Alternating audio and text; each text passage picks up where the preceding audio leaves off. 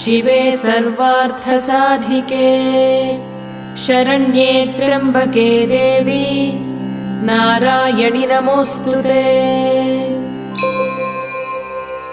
अस्य श्रीललिता सहस्रनाम स्तोत्रमाला मन्त्रस्य वशिन्यादिवाग्देवता ऋषयः अनुष्टुप् छन्दः श्रीललिता परमेश्वरी देवता श्रीमद्वाग्भवकूटेति बीजम् मध्यकूटेति शक्तिः शक्तिकूटेति कीलकम् श्रीललिता महात्रिपुरसुन्दरी प्रसादसिद्धिद्वारा चिन्तितफलावाप्त्यर्थे जपे विनियोगः।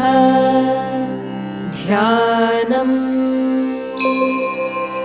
सिन्दूरारुणविग्रहां त्रिनयनां माणिक्यमौलिस्फुरत्